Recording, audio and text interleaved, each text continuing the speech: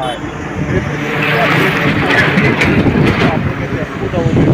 আৰু যদি আমি সিফালত যদি যাওঁ আৰু তেজপুৰ যোৱাৰ ৰাস্তা হয় আৰু এইটো এটা ভিডিঅ'লৈ সকলোকে স্বাগতম জনাইছোঁ ফেৰদৌছ ব্লগ অফিচিয়েল চেনেললৈকে। মই আছোঁ এতিয়া ধনশিৰি ব্ৰিজৰ ওপৰত আৰু ধনশিৰি ব্ৰিজখন যদি আপোনালোকে চায় তেনেহ'লে আপোনালোকৰ নিশ্চয় ভাল লাগিব আৰু আপোনালোকৰ আহিব মন বিচাৰিব। এতিয়া আপোনালোকে ভাবি আছে যে মই ধনশিৰি ঘাটৰ ব্ৰিজৰ ওপৰত আছোঁ, তেনেহ'লে জংঘলটো বাৰু ক'ৰ পৰা আহিলে? মই কিন্তু এতিয়া দুপৰীয়া হৈছে সেইকাৰণে মই ৰোডত ভালকৈ যাব পৰা নাই আৰু ৰোডটো মই বাৰু দেখাই দিম। এতিয়া কিন্তু জংঘলতে আছোঁ আৰু জংঘলত থকাৰ উদ্দেশ্য হ'ল মোৰ কেমেৰাৰ যিটো কোৱালিটিটো ভাল আৰু ভাল থকাৰ কাৰণে সেইকাৰণে কিন্তু মোৰ জংঘলত আহিবলগীয়া হৈছে। আৰু আপোনালোকে দেখা পাব যে এইটো কিন্তু ডাম্পাৰ চাম্পাৰ চলি আছে, এইটো হ'ল নেশ্যনেল হাইৱে আৰু এই হাইৱেখন আমি এতিয়া পাৰ হ'ম আৰু ধনশিৰিৰ যিটো যোৱা ৰাস্তা আমি যদি তেজপুৰ যাওঁ আৰু তেজপুৰ যোৱা ৰাস্তাটো আপোনালোকক আমি দেখাই দিম।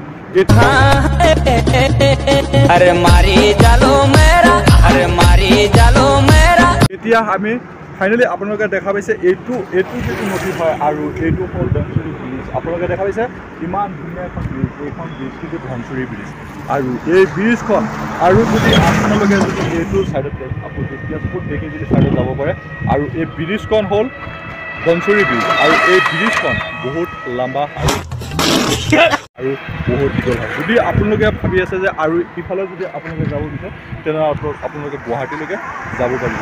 ইয়াত কিন্তু সৰু সুৰা গাড়ী একজেক্টলি বহুতেই কম চলে আৰু ইয়াত মহেন্দ্ৰ কোম্পানীৰ গাড়ী বহুত আহি আছে।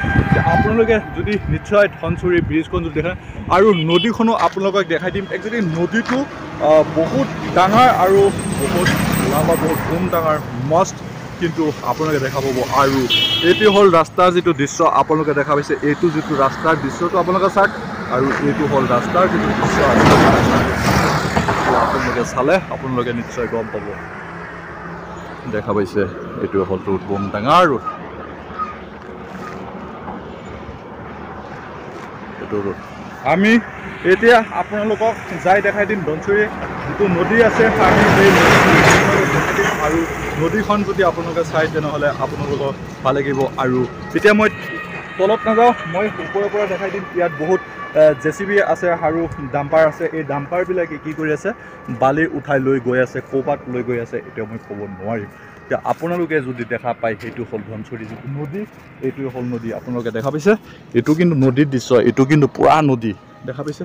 এইটো ছাইড যিটো হ'ল এইটো হ'ল নদী, এইটো পুৰাটো হ'ল নদী। আৰু এতিয়া আহি আছে ফাইনেলি ৰোডৰ ওপৰেদি এখন আৰ্মি গাড়ী গৈ আছে আৰু সেই ব্ৰিজখনৰ পৰা যদি আপোনালোকে নদীখনত যদি যাব বিচাৰে তেনেহ'লে আপোনালোকে সেই তলত যাব লাগিব আৰু তলত যদি আপোনালোকে যায় আৰু যিটো ধনশিৰি ব্ৰিজৰ যিটো ৰাস্তা এইটো হয় দলং আৰু ধনশিৰি দলংখন বহুত লম্বা আৰু বহুত দীঘল হয়।